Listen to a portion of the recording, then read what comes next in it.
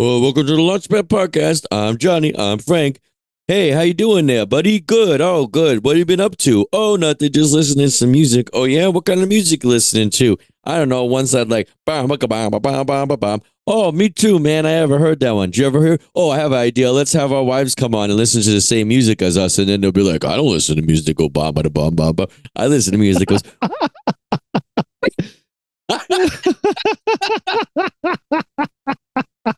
Can you tell it's been a long day? Dude, can I tell you how much I hate this scenario? Which one? The music one? No. This scenario I'm about to tell you. Oh, okay, let me hit me. It's in the same vein. Okay. Somebody goes, "Oh, you heard this song?" And they tell you a name of a song, and I was like, "When did it come out?" And they're like, "Just this year. You had to have heard it." And I was like, "I guarantee you, I haven't." And they're like, "How could you not have heard the Yuppa Buppa song?" And I'm like, because if it didn't come out prior to 2000 and maybe seven, I haven't heard it. I only listen to 70s music and 90s music and a little bit of the early aughts. I don't listen to anything contemporary, period. If I hear it, I go, "Oh, that's great. I like that." I don't think I'm like closed off to liking music, but what avenue am I going to hear that song? I don't listen to the radio. I have no I don't watch TRL or where. Yeah, TRL is one of those popular shows that the kid watch now because it's fucking 2024. Yeah, TRL's getting big ratings, I think. As an old man, where would I have heard this song? And they're like, "It's everywhere." Where? TikTok? You drive? I don't. Where would I hear it when I'm driving? You don't listen to radio. You listen to like your phone or something. Yeah, I just use Spotify and I listen to the same like fucking. I don't have that. I don't have that technology. I listen to actual radio. Yeah, I don't know what terrestrial radio people are digging on these days. I hear something and most of the time I'm like, meh. But sometimes I'm like, oh, that's good. But like, I would have never. But people are just so no. I swear to God, and they try to hum you a few bars like, I'm like that. You're not making it any better. I guarantee you, I have not heard this song, and they're just flabbergasted. But it's also like we live in this weird microcosm now where nobody has shared experiences anymore. Remember when you could sit around the water cooler and be like, "You guys see that show?" And everybody saw that show because it's the only fucking show on.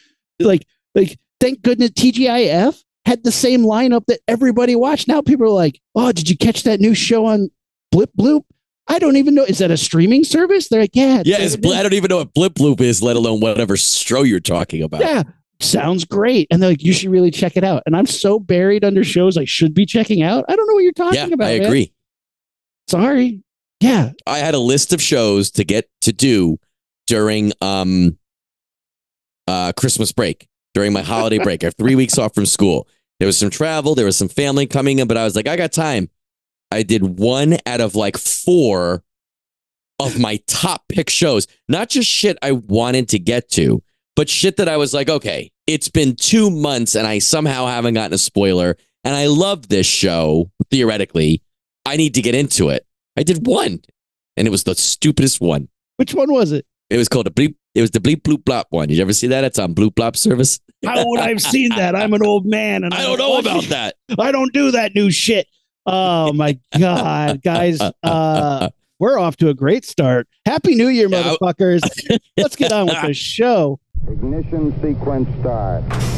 6, 5, 4, 3, 2, 1, 0. All engine running. Liftoff. We have a liftoff.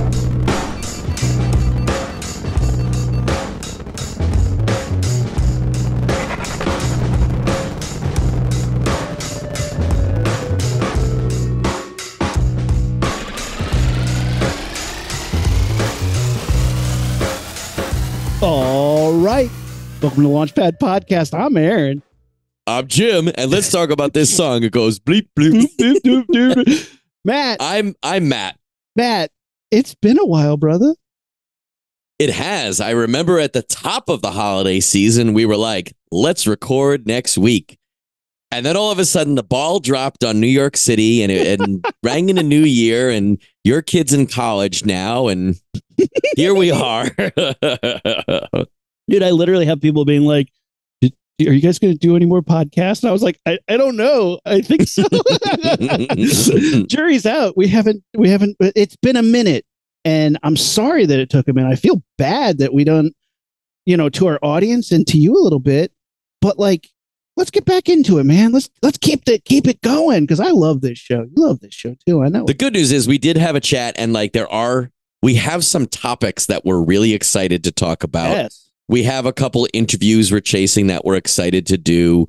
I'm hoping to hit at least 1 or 2 cons or something like that where we can get some cool interviews and content and stuff. But we still have some other content of interviews and meetings we've had that we haven't from July. Yeah. Dude, we got so much content from Comic-Con. It could have lasted us an entire year. Yeah, we could just repackage it as Comic-Con 2024 and nobody would know. I just badly dub. You're like, hey, it's me, Matt. I'm at Comic-Con 2024. Yeah, just have me re-record that. Yeah, but it's we I can tell you, and I think we could say it with full confidence. We have some bitchin' topics. Kind of bringing it back to the old school Matt and Aaron before we were famous Comic-Con panels and had our own fucking action figures, and before we were in 7 different comics, but like old school topics where it's just going to be me and you kind of just trying to make each other laugh with what's our favorite this or what happens with this. And we have a really long list of that. So we got to get back. Let's make that our pledge, our New Year's resolution for the launch pad.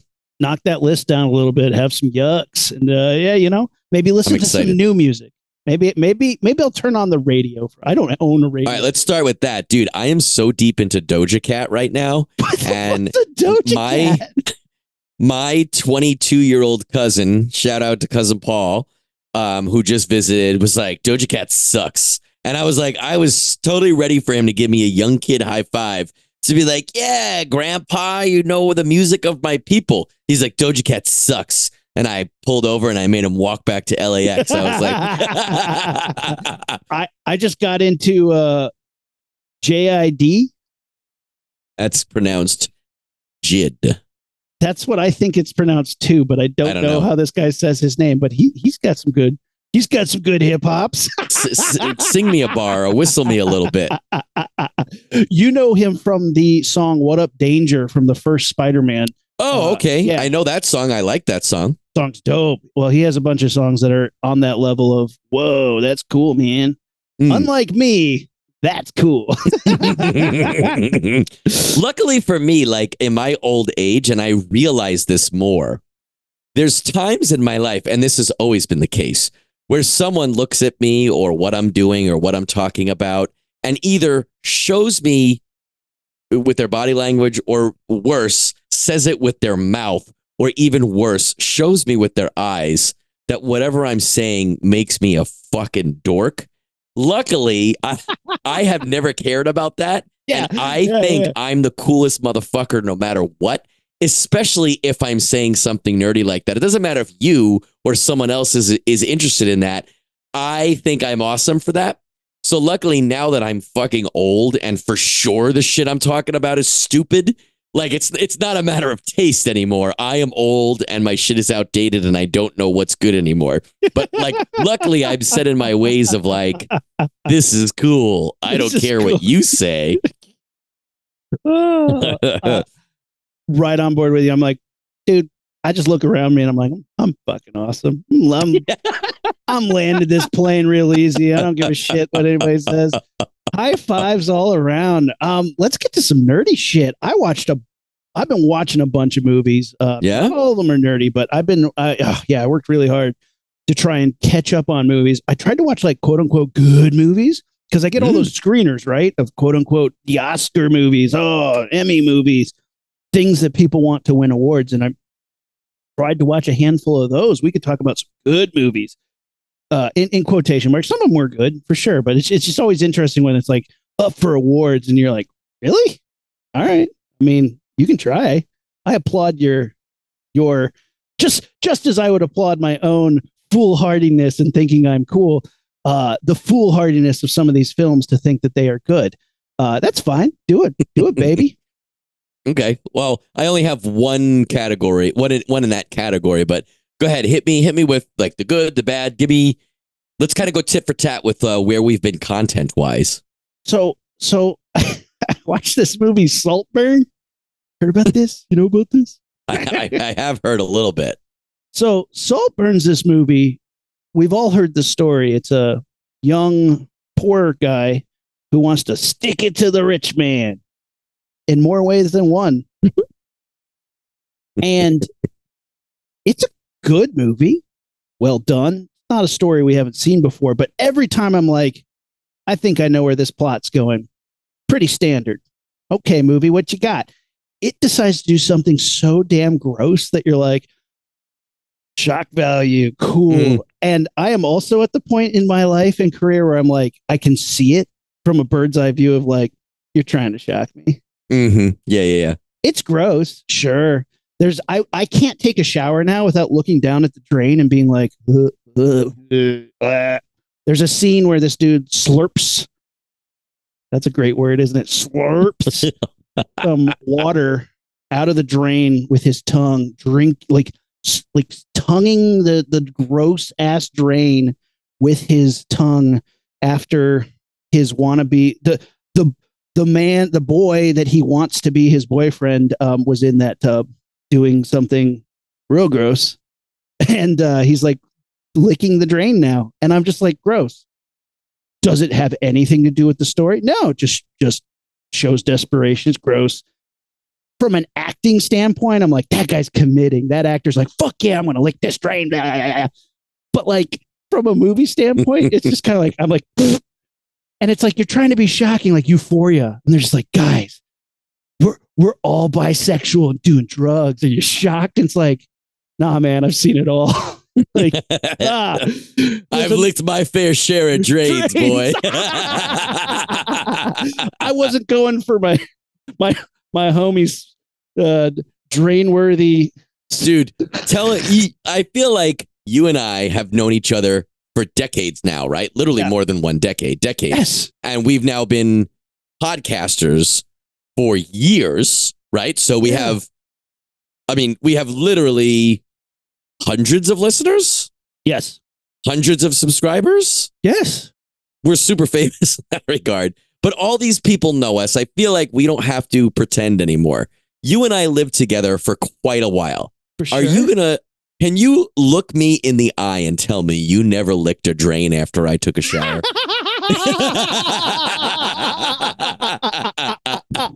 I mean, if you're honest with me, I'll be honest with you, but I gently circled my finger around. No, there's a later scene where he sees his buddy's sister, and she's like super horned up, and he's like, hell yeah. And he services her while she is on that time of the month, and he's like wiping blood off his face and stuff. And I'm like, there, you did it again, movie. Thought you're going somewhere, and then you were like, hey, gross. It's like, all right, fine. Again, acting chops, you had to commit to that. It gets crazier, dude. It gets crazier. Spoiler alert, there's a death in the family. He goes to this grave, and I look at Kate before it happened. I'm like, he's fucking that grave, isn't he? Like, yes, absolutely. And he's like crying so hard, and then sure enough, he just takes his pants off and just starts humping the dirt. We're dying. And I'm again, it's like, no disrespect to that actor. You committed, man. You're like, guys, I think I'm gonna hump the dirt today. And they're like, do it. We'll turn the camera on. Like, what does it take for an actor to get in the headspace where they're just comfortable, surrounded by like dudes eating Pop-Tarts and holding boom pulls, to straight up hump the dirt? We were dying laughing. And then at the end, there's like a 4-minute sequence of him after he's got everything he's wanted. He's defeated the rich people. Hooray, eat the rich. And he's just dancing through their palace, straight up naked, just floppity, floppity, floppity, floppity, flop for like 5 minutes. And we're just like laughing out because at the end of the day, like, that's just a punchline. Like, awesome. All right. So this is a 2-part question / comment. 1, We were for a long time. Yeah. And we lived right next to a cemetery. Are you going to tell me? No, Matt, I gently fingered the dirt. Part 2. Are you saying that never was a day when I wasn't in the apartment and you weren't flop, flop, flop dancing all around? Of course, I didn't film it and put it at the end of a movie as a button tag to my achievements in cinema. Every movie that I have made has a button of me flop, flop dancing. Right? Like what? No disrespect to the actors. They gave it their all. But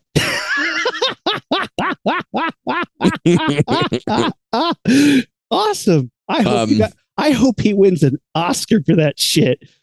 And so let me ask you. So seriously, you're saying that these gross out, these trying to shock you moments didn't really add to the overall plot or the overall experience of the film? I think it just, all it does is amp up like what's going to happen next. He's dangerous. He's unhinged. All right, cool. But like, if you lifted those out and kept the rest, okay, so changes nothing. But we're talking about it. Fair. So I would not be talking about this movie if he wasn't slurping on a drain or flip flopping and humping dirt. So wouldn't be talking about it. If you took those pieces out, but the rest of the movie stayed as is. Yeah. How was it? How was it as a movie, or how was it as a narrative story? Unforgettable. Like totally. Whatever. And with those things in, it doesn't strengthen the overall film or story or interest at all. It just is wacky. It just makes you go like, man, there are literally like 4 or 5 scenes that are just like, oh, wow, they're going there. But like at the end of the day, did you make the movie first and then be like, ooh, we made a boring ass movie. What do you want to do?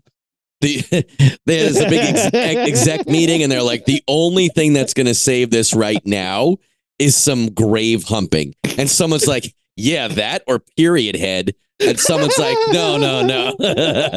Literally, they had shown the rough cut and they're like, and it was rough. It was rough. And they're like, I don't know what to do. And the lead actor was like, give me 2 sticks of wood, a pile of dirt, and a camera. He ties them together into a cross, slams it in the ground. Ah!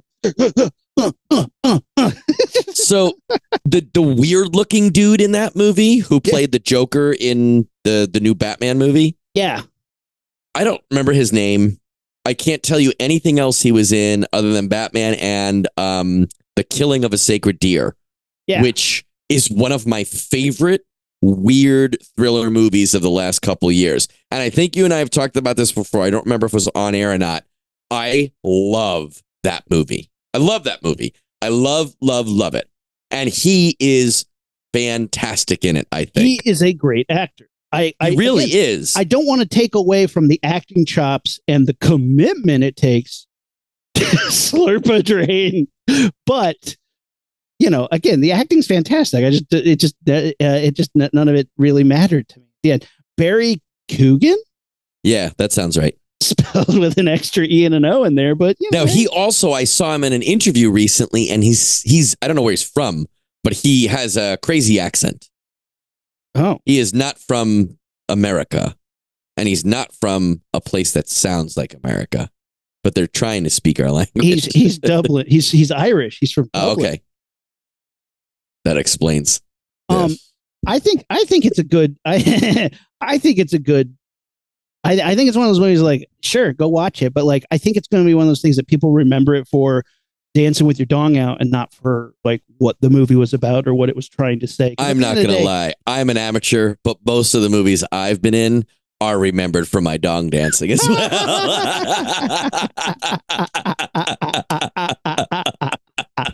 So that's Saltburn. Wow, we are film critics. I would love it if it was like a special guest today, Leonard Maltin.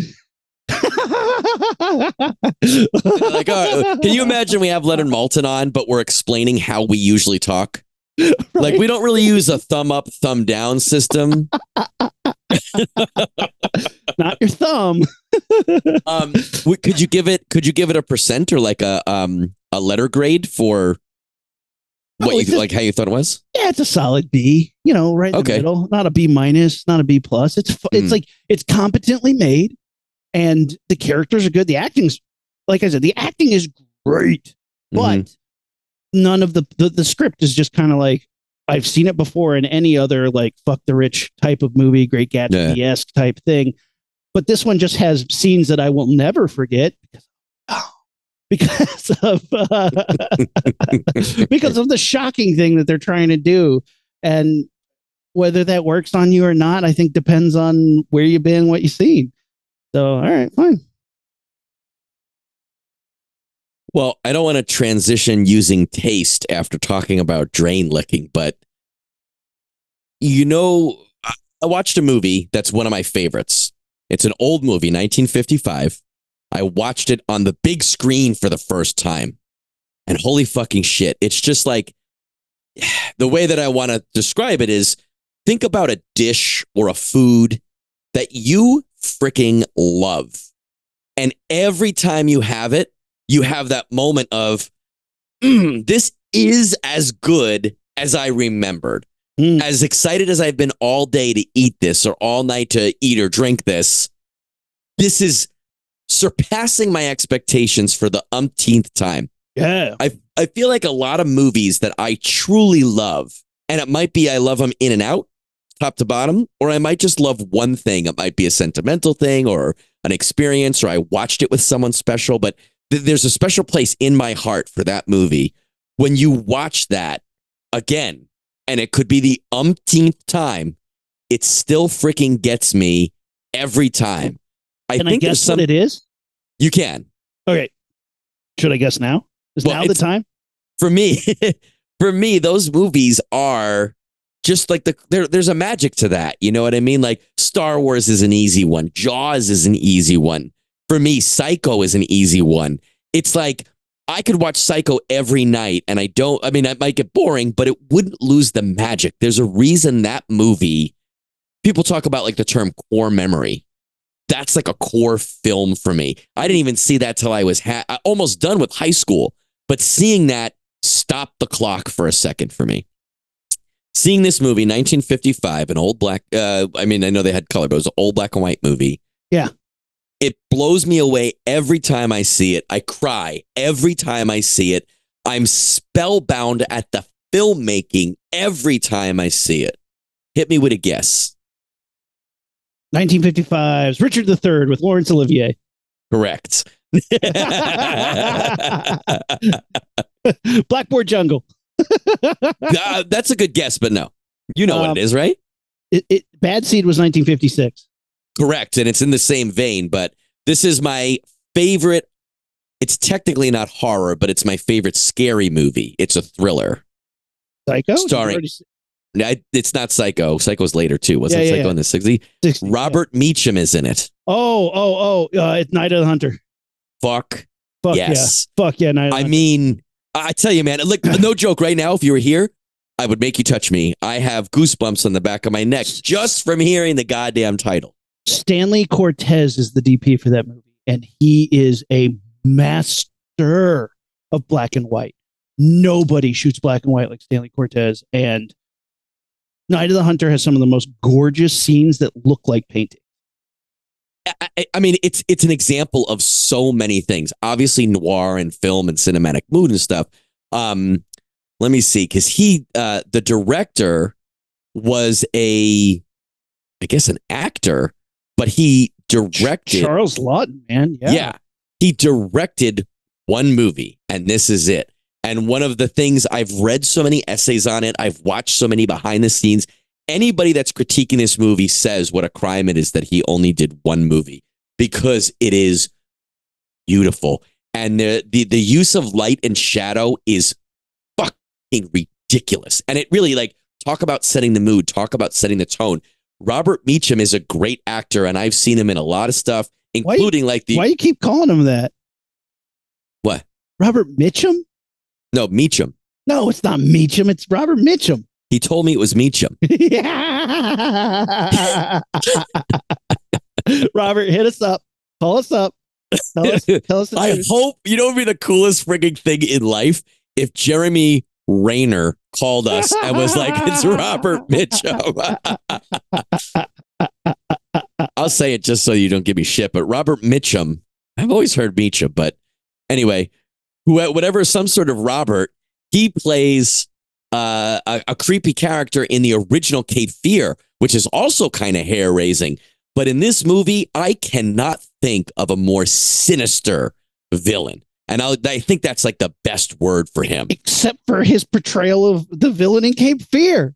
He is one of the best villains of all time. So creepy. Yes. He nails that role. The Cape Fear role is very similar in this in tone. Yes. But if you're not familiar with this movie, he is a killer preacher who preys on single and widowed women for their money. It's established from his get-go that that's what he does. He's a lady killer. They call them black widows when they're women who kill men. What is it called when a man kills a woman? I can't remember. Lady killer, right? I'm trying to come up with something funny, but I'm too hyped up on how good this movie is that my like comedy part went down and my like actual brain started working. He's a con man preacher who marries women and kills them and steals their money. And in the first couple scenes, he is cellmates with someone who has stolen money and hid it with his family. And Robert Mitchum goes back there to try to get the money. And he discovers, as we already know, the kids know where it's hidden, but we don't know where it is, just the kids. So he slowly but surely starts to figure out the kids know where the money is, and he preys on them. I'm telling you right now, we've talked about it before, so I won't spoil the ins and out of it. But if you want to see some creepy ass scenes of this guy manipulating this woman who loves him, manipulating these kids that kind of don't know what to think of him at first, then he starts splits two kids. He starts kind of trying to split them apart like a wedge and manipulate them against each other. Oh my God, it's so creepy. But it was one of those, and then there's a weird tonal shift at the very end. I won't get into it again, but there's a weird tonal shift. But I get choked up, if not actual crying, every time I see it. And like openly in the theater, because I could give a fuck. It is worth it. And it's one of those experiences like Jaws. I will see Jaws every time I can in the theater because it is so worth that experience. I've only seen Night of the Hunter once in the theater. I will always try to see it if I ever see it again because it is like, without going crazy, it is moving. It is a moving experience to watch that and be like, holy shit, this is a movie. Visually stunning. Like I said, Stanley Cortez is one of the masters of black and white, and they use a lot of like silhouette. There's like, and miniatures, like really cool. There's these really cool shots of like houses as the sun sets, and you'll see the light shining through the windows, and they're miniatures, but they're gorgeous. There's a scene where you find a woman drowned in a car, and it is a painting of celluloid. It is one of the most gorgeous single frames I think I've ever seen on screen. Just the way her hair is in the water and the seaweed and the branches and the dead branches. The stunning thing. I think everyone who is a cinephile of any one form or another, whether you've seen this movie or not, knows one thing about this movie. And it's across his knuckles. He has love and hate tattooed. And it's like, it's so baller to have him be that villainous. And you know, Shelley Winters, who's normally plays like a little sweet old lady grandma type thing from like Poseidon Adventure or something. Like she plays this like really tragic housewife in this. Man, that's a good one. I could tell you if I saw it tonight, I would be moved, have goosebumps, and cry again. If I saw it tomorrow night, same thing. It really is. It is a special thing for me. It's a special movie. It will forever hold a place in my heart. But seeing that on the big screen, oh my God, the biggest heart chef kiss that I could give, you know? Nice, man. That's really good. That is a really good pull. Again, that movie's fantastic. Anything you see, anything with Robert Mitchum in it. I think a lot of people, if you don't know who he is, if you like the movie Scrooged with Bill Murray, he's the boss of the network who's like, you know what's coming up in the world? Cats are watching TV. It's Robert Mitchum. I can't believe it. But yeah, he's in that movie too. Fantastic stuff. Speaking of like getting choked up in a movie, last time I got choked up in a movie, I was in a theater, which I never get to go. I went and saw Godzilla -1. Oh, yeah. And that hit me in the feels. I fucking love this movie. You gonna go see it in black and white?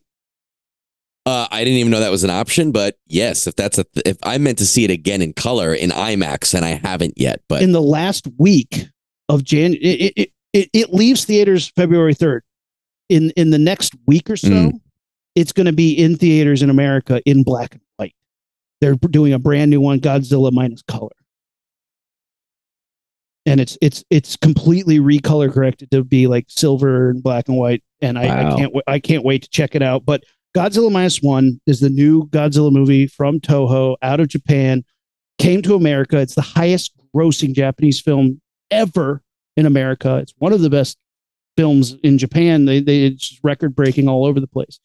And it's the latest installment of Godzilla. And I am a huge Godzilla fan. We are huge Godzilla fans. I am a big enough Godzilla fan to not be afraid of hot takes. Not every Godzilla movie is good. Sure. Shin Godzilla was donkey balls. Hot take. We're pretty much the only two reasonably big Godzilla fans who feel that way. There's a lot of love for that movie, and it's not that I don't understand it. I just don't understand how we're in the minority. Yeah. You know? Shin Godzilla was licking the drain of Godzilla -1, in my opinion. It was, holy shit, this movie was good, dude. It blew me away. I laughed. I teared up. I cheered. I went by myself to an IMAX theater and saw it. And I think it's the best Godzilla movie ever made. I mean, the people I saw it with who are big Godzilla fans felt the same way. Yeah. I clearly see why that would be a take. Clearly see why people would feel that way about it. And people are like, even better than the first one. I'm like, look, you can't take away the monumental place the first one has. Mm-hmm. But that's like saying, I'm going to do a sports analogy. Like, think of like the greatest guy to do it before Michael Jordan. You can't take away that person absolutely crushed. I can't even think of that person's name. So I was going to say, at best, this is half of a sports analogy.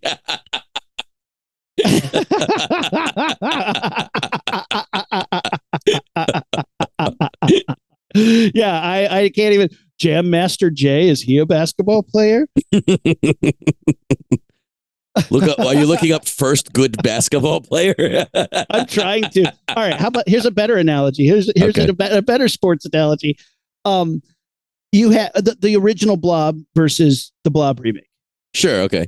The original Blob. All of our listeners just went, The original Blob has a place in cinema history. Its special effects were pretty groundbreaking. I mean, Steve McQueen's a badass in it. Awesome.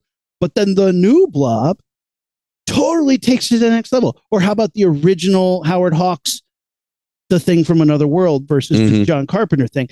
There's a moment where I'm not going to take away what the original Godzilla is and the landmark that it cannot state how formative that movie is.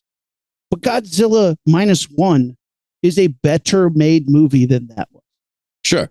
And that movie came out in 1956. So like you can't, it's almost, you can't even compare it. It's fine that I think that it's better. I just think it's one of those things that's like this. Suddenly I was like, this is the one I want to watch. You should watch the first one. You absolutely should, but that's not going to appeal to everyone. I think this has so much appeal to it. And it's about a kamikaze pilot who disregards his duty, and the guilt of that, not committing suicide for his country, follows with him and grows inside of him. And then Godzilla becomes the representation of that guilt in this monster size. And what I thought it was so unique how they showed a post-World War II Japan that had no weapons, had no defense, had no guns, had no tanks, had no planes. All that had been taken away in part of their surrender. So they literally have to form a civilian army to fight with what small things they have. And they basically do a great recreation of the Jaws barrel scene with mines that they're scraping out of the sea with nets and stuff. And I was like, this, you're doing Jaws with Godzilla and the barrels? Like, get out of here. This is so cool. I thought the design of Godzilla was incredible. They didn't start with the Godzilla music. It doesn't kick in until he shows up and starts fucking shit up.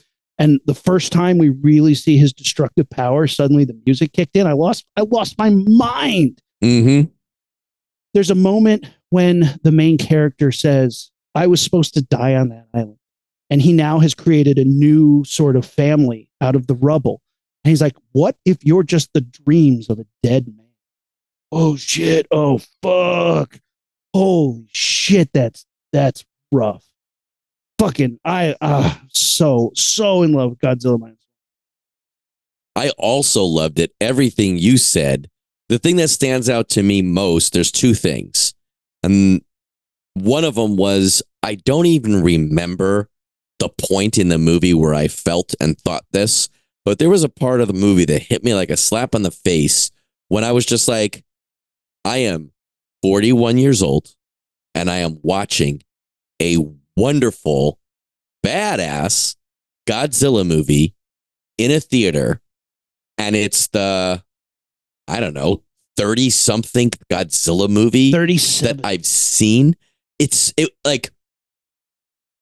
so cool to think about if I could go back in time and talk to like, how old could I have been when I saw my first Godzilla? 5? Yeah. If I was like, dude, in 35 years, you're going to be sitting in a movie theater watching a brand new Godzilla movie. To think about that interaction and also to be that 5-year-old kid who's now grown up into this handsome slice of meat. But to be there and be like, I'm still watching Godzilla. And I think part of that is from having a kid who's wicked into Godzilla. My kid's into Godzilla too, yeah. Right? But like, I know this movie is far, far in his future, but like, it's coming. And to think, to go the next step is Kent, who's now 4.5. In a couple years, we'll see Godzilla minus one and appreciate it for what it is. And then in 20 years, God willing, he will still go to the theater or whatever is the new media at the time and see a new Godzilla movie. How fucking cool is that? You know what I mean? And what a wonderfully accessible concept from so many different avenues to enjoy that, which is my second thing. That was my big takeaway that I felt and also later read in some critiques and some reviews is how awesome is it that we can have a movie like King Kong versus Godzilla or whatever, Kong versus Godzilla, the one that came out last year or so. Yeah. That was not a good movie, but was a fun, a fun video game battle Universal Studios ride of these monsters fighting each other the whole time. That was, to me, I'm like, if this is the peak, if this is the best it ever gets, I'm still okay with it. Hell yeah. I mean, right? And like, that was not a great movie, but that had anything I wanted from a Godzilla movie, right? Or a King Kong movie.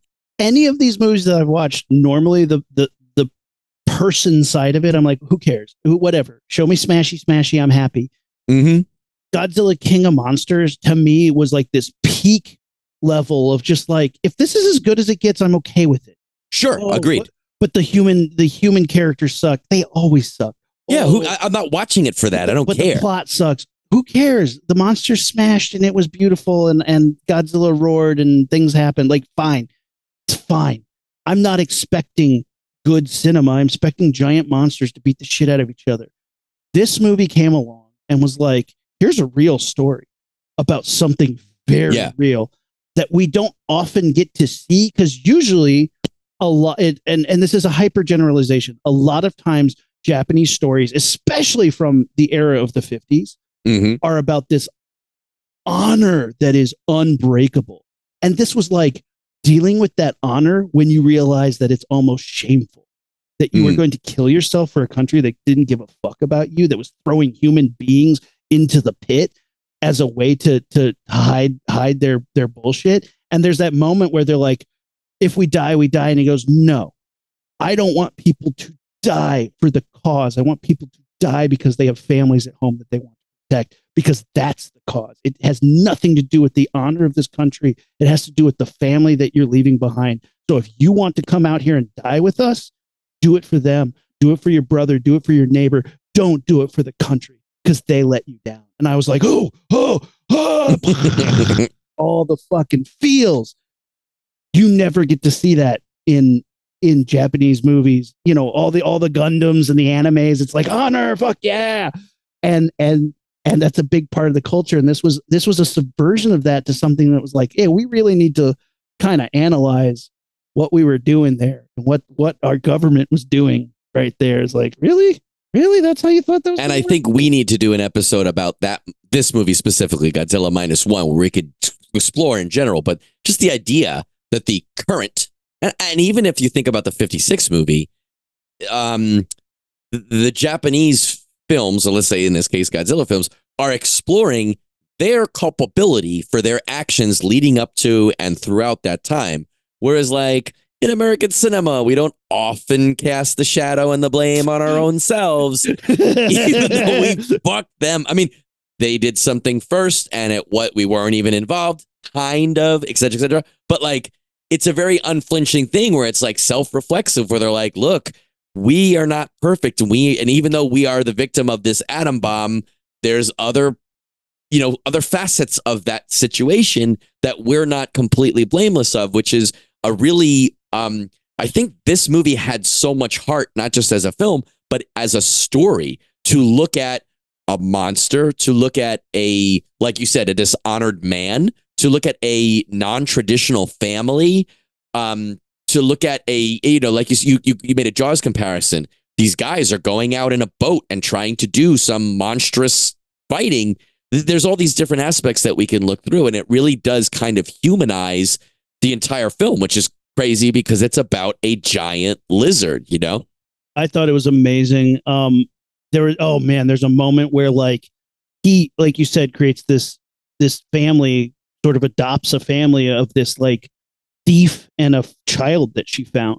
And he's like, well, I'll take care of you guys. But there's a moment where the little girl's like, daddy. And he's like, I'm not your daddy. And I was like, fuck, look at that little girl. Don't you dare make her cry. And she looks so sad. And I just want to slap him upside the head and be like, look what you have. Look what you've built. And you're so guilty. You can't be happy with that, you fucking idiot. But like, that is such a true thing. How many people do you know who are just like so miserable when it's like, everything's fine. Yeah. Like, well, yeah, you could kind of choose your happiness or miserable. Yeah. in many situations, more than we think, right? Like, everything's fucked up right now. Sure. But you can choose whether you want to like find happiness in the little things you do have, or you can choose to be miserable about things you can't control. And like, that's a huge part of this movie is like, man. And I just thought that was so cool. And even though the ending was a little bit predictable, I was also like, they could pull the rug out from under me, and I could be wrong here, but I thought it was really good. And man, it's just Godzilla, man. They did. It was predictable, and I was a little bummed at the predictability at first. But then I was like, it actually, the way it ends, although predictable and maybe a little too neat, also kind of supports the story that was being told. Yes. And it is at least a feel-good thing. And if you guys haven't seen it, at the end, there is a 4-minute scene of Godzilla dancing around naked. And talk about flopping.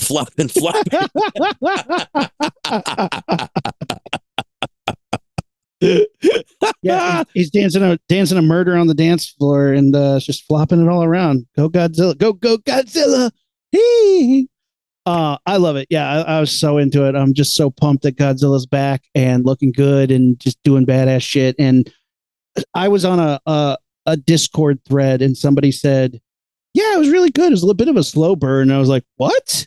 Yeah, I agree. God. It was a little. I thought it was slow What? at times, but it was not a slow burn. If that's a slow burn, I mean, I am old. I fuck it. I'm here. I am. I'm 40. Like, let's do this. Yeah. You sure they said slow burn or they say salt burn? Salt burn. Yeah. Oh my God. Somebody should create a shot called the Saltburn. You just have to like slurp it out of a shot glass. I thought you meant a cinematic shot, like the Tarantino briefcase opening gold shot or the trunk shot. I thought you were like, oh, someone should do that. Should be a trope in film. I was like, well, I mean, how many films would it apply to? Because I'm so proud of how I got you into this movie. Can you say how you got to see this movie first?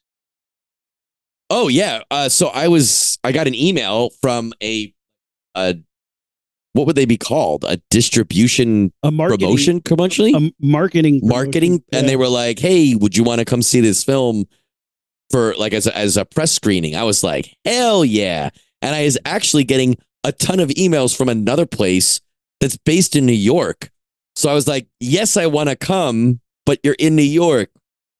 That's hilarious. You get the New York emails, I get the LA emails. Why can't we?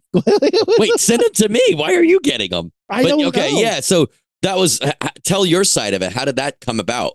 So I get a lot of emails about marketing shit for, and I don't know if it's because of Comic-Con, because we have a podcast. I don't know where this happened, but I always hit them back. Usually I don't think they expect to get a response, but I'm like, that's cool. Tell me more. And they're like, oh, this, and this. And I'm like, can we get an interview? And they're like, probably not. But if you want more promotional material, I'll send it to you. And I was like, yeah, send it to me.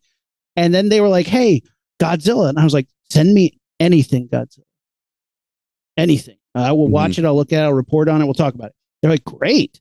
And then they were like, we're having these screenings. And I was like, I can't go, but can my podcasting partner went? And they're like, oh yeah, I'll email Matt right now. They knew who you were before I even mentioned it. I was like, can you email my podcasting partner? They're like, yep, I'm sending Matt an invite right now. Like, how did they know that? We're pretty big in the Godzilla podcasting world. Like, we're pretty big. Yeah, we're pretty big in the marketing Godzilla franchise. But we got you tickets, and we got our homie Blaine from NECA tickets to us. Yeah, so Blaine, our guy Blaine from NECA, who was our new buddy that we met at Comic-Con last year. We were able to, he's in Jersey. We were able to send him out to New York, so he got to go see that for that. And then Rumi got me and two big Godzilla fans over here. We got to go in and see that, and it was cool to be in a press screening. It was like in I don't want to say Citizen Kane or King Kong or anything, but it was a small screening room. There was maybe like 20 seats, and we saw it like 2 or 3 weeks before the movie was released. It felt pretty cool. You know what I mean? It was awesome. I'm at the movie theater in Atlanta, and I'm going to go see Godzilla, and I'm waiting in line for snacks. And this guy comes up, stay in line behind me, younger kid. He's got this white shirt on, and it says Godzilla on the front of the shirt. I was like, this guy's going to see Godzilla. And he just looked at me like, what? The shirt says Godzilla. And he's like, what? Like, your shirt says Godzilla in kanji. He's like, I don't know. Like, you're not going to go see Godzilla and you're wearing a Godzilla shirt? He's like, no. I was like, well, what? And he turns around and walks out, and it's like some sort of like, I don't know, like hip hop shirt. And on the back, there's like, it's definitely a Godzilla reference, but like he just didn't know that that's what it was referring to. I was like, oh man.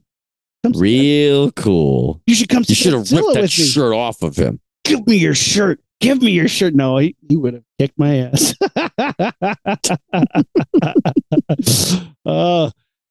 Godzilla was so good, man. You got another movie? What else? Yeah, I got a weird pick, okay? Yeah, do it. I don't even know how to. So, what's my favorite genre of movie ever? Western. No. Second pick. Horror. It's a niche. Shitty it's horror. A niche. Shitty horror, but for what holiday? Shitty Christmas movie. That is my favorite. Yeah. Shitty Christmas horror movies. Now there's a ballooning love for like Lifetime and Hallmark Christmas movies too. They're those so shitty bad. ones. They're so bad. Yeah. Christmas right Prince. Dude, they're Christmas so Prince. Good. Oh, Xmas. We just watched one called Xmas. EX, like an ex-boyfriend, ex-girlfriend. But horror is my true favorite. Sure. So I try to get as much as I can, especially if it's new. And with all these, Winnie the Pooh horror movies and shit, I gobble them all up. Even though they're terrible, I'll watch them. The Nutcracker, gobble it up. I think we talked about that one last year. Yeah, that one's bad. Last year I found, but didn't watch, 2021's Silent Night. Oh, yeah. Starring Keira Knightley Mm-hmm. and Matthew Good. Have you seen it? Yes. Oh, okay, great. Here's what I read, okay? Nell, Simon, and their 3 sons are ready to welcome friends and family for what promises to be a perfect Christmas gathering.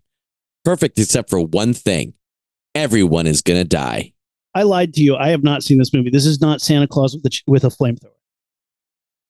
Oh, correct. That is Silent Night, but that is a reboot of Silent Night, Deadly Night. Yes, this is not This one that I'm talking about is what I just read.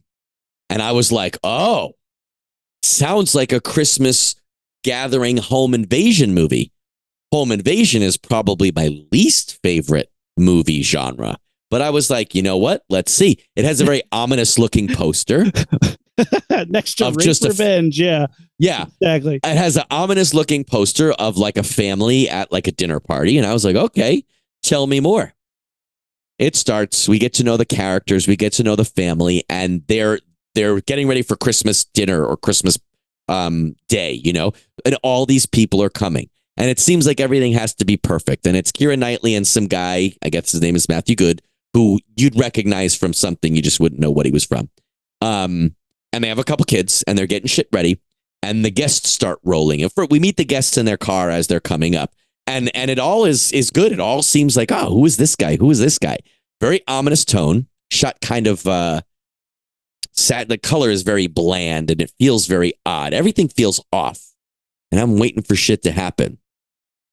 Then they start to like imply that something ominous is going to happen, and you say to yourself, okay, I don't think this movie's going to be about what it was going to be about. Then, literally, as this was happening, I was like, oh, I had it. What would be cool is a movie about this. And that's what happened with this movie. But then it took it a step further. The thought and what what happens if there was an apocalyptic event and everybody knew they were going to die on Christmas?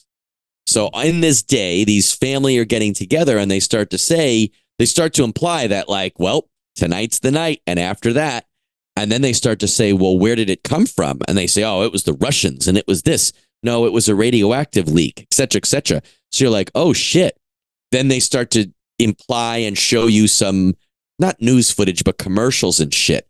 And someone's like, well, we'll all take it together. And then, no, well, I don't want to take it. Well, should we take it if this? And this one character says, well, I'm pregnant and all this other stuff. Then it is, through these discussions, it is revealed that there is a airborne plague that is wiping people out. And you start bleeding from your eyes and all your orifices, and then you die. And it's a painful, terrible death. Yeah. So the government has issued these pills that will euthanize you painlessly, quickly, and easy. So this whole family has decided to have a great Christmas that is a regular Christmas with all the Christmas fighting and bullshit that you'd have, all the jealousy, and there's a snotty kid, there's a sweet kid, whatever. And then at the end of that, everyone's going to take their suicide pills and conk out with their respective families in this one big house so they could all be together. So this one family calls the grandma who can't be there, and the grandma's like, hey, man, no regrets. I had a great life. I love you guys, but I have to go. My next door neighbor doesn't have anybody to be with, so I'm going to go. It's really deep and it's really interesting. The whole time I'm fucking hating it because it's not the horror movie I thought it was going to be. And it's like, again, to go with the food analogy again, if you misread a menu or ordered something and you thought you were getting a pizza, but you got a sandwich, it doesn't matter how good that sandwich was if your mouth wanted pizza. And my mouth wanted Christmas horror pizza. And this was like Christmas dread, apocalyptic suspense kind of stuff. And the main boy, who's kind of like the main character, he starts being like, I'm not going to take the pill. And this girl says, I'm not going to take the pill either because I'm pregnant and haven't told anybody. And then there's back and forth, and the family's like, you have to. He runs outside, and in doing so, possibly contracts this disease. He comes back in the house, but the whole time, the movie has done a pretty good job of painting this picture of like, well, should they take the pill, or what's the worst that could happen? Or, they say, well, what if we go in the car and roll up the windows? And they explain people have tried that. Scientists have studied it. It's inescapable. This one kid's like, fuck that. I'm not taking it. He runs outside. They run outside after him, pull him back in quicker than he was outside. And a couple minutes later, his eyes start to bleed and he starts screaming in pain and dies. And everybody's like, oh shit. So they all start popping these pills and the whole family kind of falls down. I should have said spoiler, but there's a lesbian couple who end up one of the women stabs her. And I forget why she stabs her, but that kind of comes out of nowhere. All this other, and everyone starts dying. And it's showing you all these dead bodies. And then the kid with the bloody eyes opens his eyes and the movie ends. And I'm like, zombie. He's a zombie now. That's what I'm saying. It was not a bad movie, and it created a wonderful sense of dread. But I was so pouty because that's not what I wanted. This isn't the horror comedy show. I wanted a killer, not a virus and a pill. That sounds awful to me. Like so uncomfortable and terrible because like it was. I also just feel like everything is oh yeah, no, that sounds like my worst nightmare. I don't want to. It was almost like when you and I did the Famous Monsters episode where we talked about like we didn't say apocalyptic dread. It was like Cthulhu and shit like that. It was like almost like cosmic dread. Cosmic, yeah. That's the word we used. Yeah. This wasn't cosmic per se, but it was just like the most depressing, forlorn feeling. And I didn't sign up for that. But there's times where you go in being like, I know this movie is going to make me uncomfortable or make me depressed or make me down. But okay, that's part of a movie going experience once in a while. I wasn't prepared for that, but that didn't even affect me on an emotional level because I was just cranky. I wanted a Santa Claus killer, and I got an airborne disease that kills everybody. Mr. Pouty Pants over here can't even enjoy a family suicide pact. But it was like your classic family Christmas suicide. But it's like you said, it was like the acting was really good. The movie was well made. The suspense and the tension was really, I thought, well sustained. The couple of things, they wanted you to doubt the severity of the situation until the end, and I did. And then that kid starts bleeding, and you're like, you with the characters, like, oh shit. And then at the end, the kid wakes up, and you're like, oh damn. It's an interesting movie for sure, and it was a well-told story. It's like not the story I wanted. That happens to me all the time, man. All the fucking time. Breaking Bad did that to me all the time where I was just like, oh, boo. Don't do that. I don't want it to do that. But fine, whatever. That's hilarious. Did you see Barbie? I did. Can we applaud Barbie for a brief second? Good job, Barbie.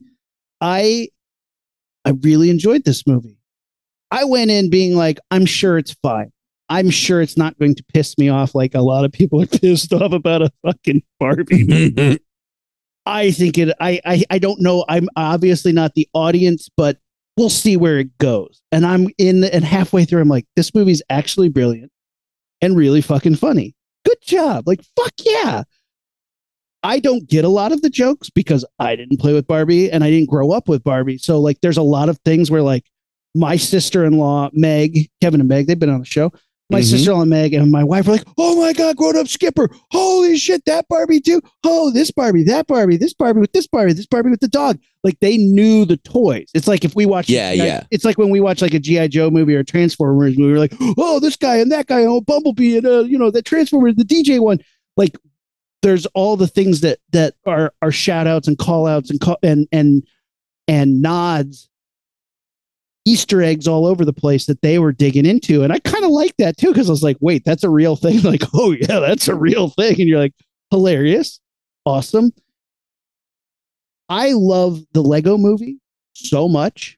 And I think that this kind of lands in that world where you took something where you're like, how are you going to make a movie about Legos? And they said, we're going to show you the joy of the imagination that comes with playing with our product and have a lot of fun doing it and have some yucks. Barbie went a step further and they're like, we're going to show you the joy of what our toy was for the people who play with that toy. But we're also going to kind of address the gray area and the negativity surrounding our product, which I was like, bold. And we're going to challenge you to be more than the most basic level of what you think you are. I'm a Colts fan. I own the Atlanta Falcons. Go Dogs. Like, I'm Beach was something that was so fucking funny to me because it's just like, oh my God, I meet so many Beach Kens. Yeah. All the fucking time I meet these people who they are only the one thing because they have no real identity. And in Georgia, a lot of times it's like, I'm white. And you're like, anything else? Is there more to it, or are you done? Did you achieve that, or is that just something? Oh, you're just born that?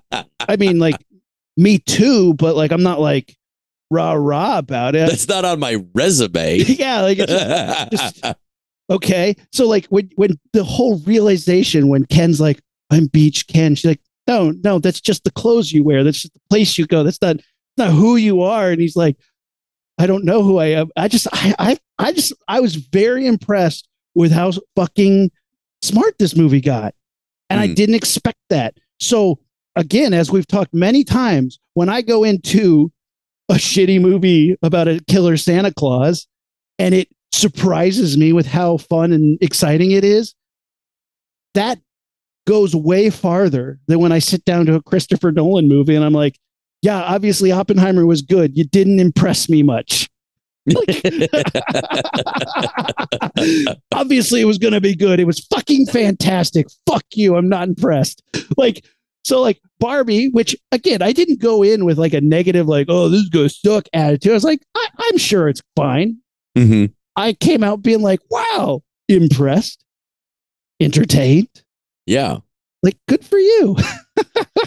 I also feel like it took, it made a very firm stance on a couple of things. It certainly played with gender and stereotypes and masculinity and femininity and, appropriation. Like, it did all this different things, but without jamming it down your throat. Yeah. I think even if you weren't listening or didn't like the message, the movie overall was still fun. It didn't make anybody feel bad per se. Yeah. It didn't beat anybody over the head with it. And like we've talked about with like specifically Marvel movies and stuff, it didn't fake it. It wasn't like, let's show them how it's done, girls, which like you're shooting yourself in the foot in that, or in the vagina in that instance where you're like, let's pretend that this is waving this flag by just having someone wave that flag. There's no meaning behind it. This movie, I don't think, did that. It not literally waved the flag. It metaphorically waved that flag, and it did it well. Yeah. It was a wild surprise for me because again, it's not the movie I thought I was going to be like that into for pulling off something which again is very hard to do. Take this toy, make a movie, and you're like, fuck, that's hard to do. I mean, hard enough the Transformers made like 12 of these fuckers, but like Transformers isn't really saying much. No, it's not saying anything. It's saying we'll go. Although the weird thing was, if you remember correctly, in Transformers 2, there's a scene where the Constructicons have assembled, and there's a 4-minute pyramid climbing scene in which it's flap, flap, flap, flap, flap, flap, flap. Devastator. I couldn't think of his name. Devastator, that guy. Yeah. Optimus flap, flap, Prime flap. Licks a sewer manhole and just like, there was a lot of peeing. There was a lot of peeing in that franchise, at least before I stopped watching it. For a fucking robot show? Whatever. You know what? You do you, Transformers. Kick some ass. I mean, it's always something going on. Real quick, since I brought it up, did you see Poor Things? No, I didn't.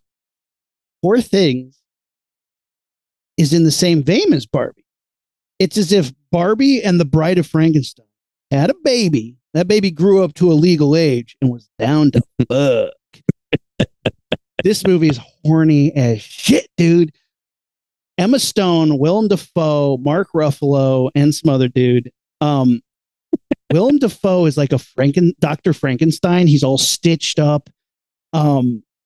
He brings this woman, Emma Stone, back to life, and she has this like childlike mind, but she's an adult, and she has no concept of shame and no concept of like what's proper. And so everybody keeps telling her, well, you can't do that. And she's like, why the fuck not? It feels great. Like it is. And she goes on this like sexual awakening and adventure with Mark Ruffalo, who's like, I'm the greatest lover ever. And then she like makes him like crumbles his soul because he has such, you know, he has all this like pride, and she just like doesn't give a shit about that. It's like, you made me feel stupid. And she's like, oh, did I do that? Or did you do that to yourself because you care what I do? And like, it was so good, so well done, so well shot, super weird. There's like all these animals that are like Frankenstein together. There's like a pig dog and like a goose with a goat face. Like there's all sorts of weird shit in it, and gorgeously shot. The sets are beautiful. The acting's incredible. It's funny. It's really weird. But I thought if you take Barbie and then we're like, this is what happened after Barbie goes to see the gynecologist, like, here's your movie.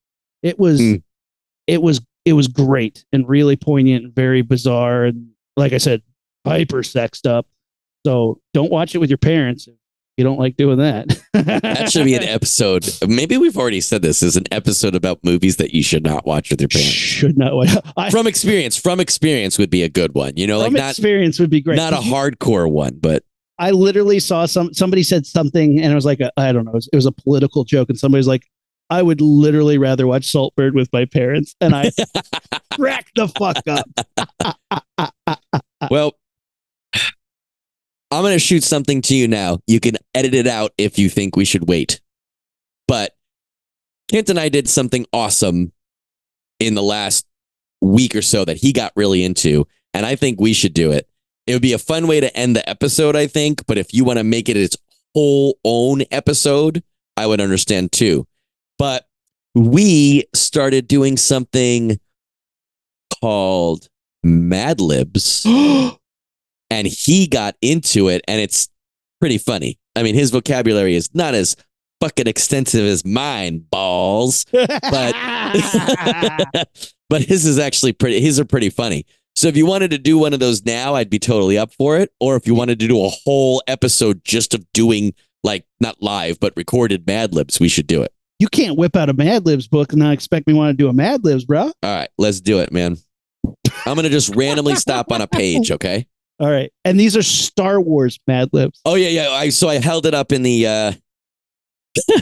This is a good one. It's a Star Wars Mad Libs. I held it up on the YouTube, so if you're watching it, you saw it. But if not...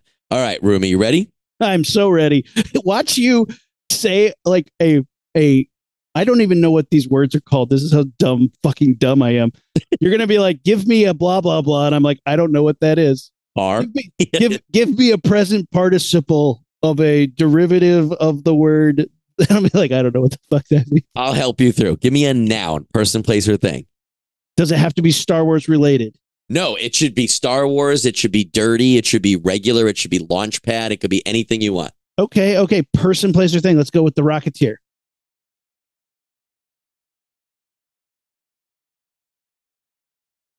Okay.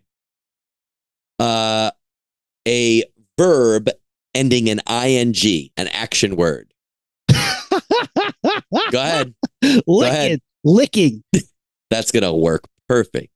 I'm even I wrote licking with an N and an apostrophe because that's how you said it. Adjective, which is describing word. You do know that anything with an apostrophe N is done while drinking, right? Fair.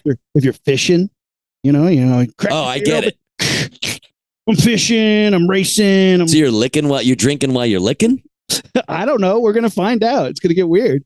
Adjective, a describing word. Slow. Another noun? Place or thing. Let's get real. Can I get real immature with it? Fuck yeah. Wiener. Give me another noun. Oh, person, place, or thing. Shoe. Give me another noun. God damn it. This is fucking hard. Person, place, or thing. Let's go with xenomorph. Nice. And a part of the body. Damn, I used my you could do another one, or you could also use another part or the same name for a different name for the same part. Oh, let's just do feet. Let's do a foot. 1 foot, single foot, left foot. Okay. Left foot, good. Okay. A verb ending in ing. Verb is an action word. Porkin. Porkin. Porkin. Not to be confused with the overweight X-wing pilot. Adjective, describing word. A describing word. Beautiful. Another one. Another describing adjective word? Describing. Another adjective. Fiery. Ooh, that's a good one. And another one. Pitiful. Noun. Person, place, or thing. Godzilla. Nice. Plural noun. We're almost there. TIE fighters. And one more noun. I want to change that plural noun. Okay. Luchadors. Okay. Singular noun. Singular noun.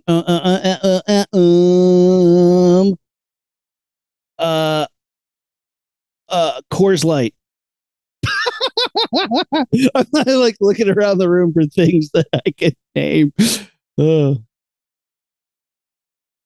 And last one, make it a good one. A verb, action word ending in ing. Crushing. Nice. Okay, here we go. It's gonna be terrible. That's gonna be awesome. Mad Libs. Han and Leia, a love story. No, oh no. All right. Han and Leia are a Rocketeer made in heaven, but you would never have known from when they first met. They have absolutely nothing in common. She's a tough-licking princess who followed her mother's slow footsteps and became a weeder.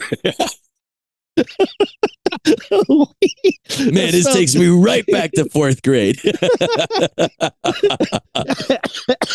He's a shoe smuggler and a space xenomorph boy. It says blank. It's noun dash boy. So xenomorph boy with a price on his left foot. Can we spell that with a B-O-I? Yeah. He's a xenomorph boy. Xenomorph boy with a price on his left foot so high that every bounty hunter in the galaxy is porking for him. One thing Han and Leia do have in common is a beautiful ability to throw fiery insults at each other. Okay. True. Leia once called Han a stuck-up, half-witted, pitiful-looking Godzilla herder when he started teasing her. But even though they used to fight like cats and luchadors, now they bring out the soft side in each other. Since they've fallen in love, the entire rebel force is breathing a Coors Light of relief. They no longer have to listen to Han and Leia's constant crushing. In my mind, the Empire is like, pounding some brewskis to sigh of relief. The stormtroopers are like, oh yeah, click, psh, clunk, clunk. It said the rebels were doing it. Oh, well, they're. Oh, but I like the idea of stormtroopers trying to drink. They'd probably miss their mouths. Just what is that dribbled down your suit, dude? He's like, I can't drink. I missed. Way to be a stereotype, Bill. Oh man, that was good. I would do a whole episode just of us doing Mad Libs if we each ordered a book or two. Ordered a book, yeah, and then we put it all together. That would be pretty hysterical. I think we should end episodes like that from here on out. Like, they took a long hiatus and they came back and only did Mad Libs. I would have to think that a company other than Mad Libs probably makes R or X-rated Mad Libs. I remember in college and high school doing them as filthy, like as almost offensive as you could do them. And I would say with a 75% success ratio, they were hysterical.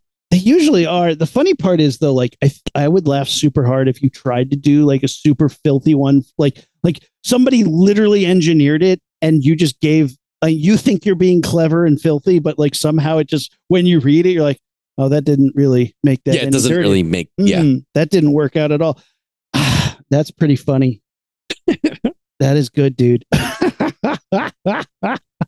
Stupid fucking Mad Libs. I'm glad they're still making those. That's good. Hell yeah. And your kid's down with that? He thinks they're funny? Yeah, he doesn't do as many licking and porking type ones. I hope Wiener, not. though. There's been a couple wieners. There's been a lot of butts, a lot of poopies. Definitely poopies. But it's pretty funny. My kid's going through, Daddy, what's that smell? I don't know. I don't smell anything. Smell. It's poop. You got nice. me. Set me up. She likes a good poop joke, which I'm down for. What can I say? It's so hard when your kid does something so fucking hysterical and you have to not laugh at it because you don't want to imprint that that's a hysterical thing to you. Oh, hell yeah. Mm-hmm. And you're just looking at your wife and she's about to crack up and you're like, oh, it's so good. Nothing to see here. Keep moving. Keep moving, kid. Tell me another joke. Oh, all right, man. This has been great, guys. Give us a verb or an adjective, a descriptor word, ending ing. What we should do is we should make our own. Like write a story about the launch pad or Rocketeers, and then like write the whole story and then just take out 10 words, random different types of words, and you ask me to complete your story and vice versa. That'd be funny. Paradigm shift. This is what we're doing now. Just Mad Libs. Didn't you guys used to talk about dick pizzas? Now all they talk about is pork and licking wieners.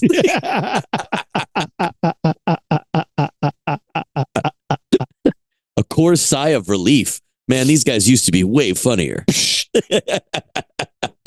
Crushing it. We're brilliant geniuses. Podcasters extraordinaire.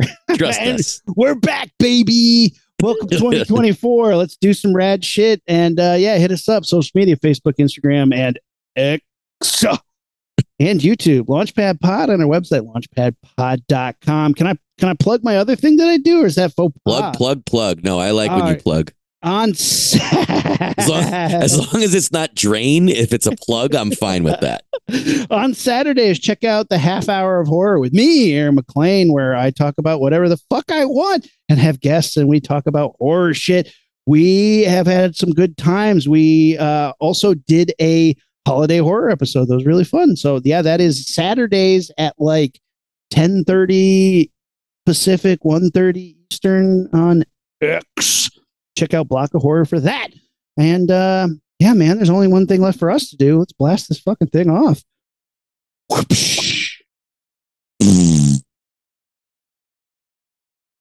We're the Rocketeers. We're out. Ignition sequence start. 6, 5, 4, 3, 2, 1. zero. All engine running. Liftoff. We have a liftoff.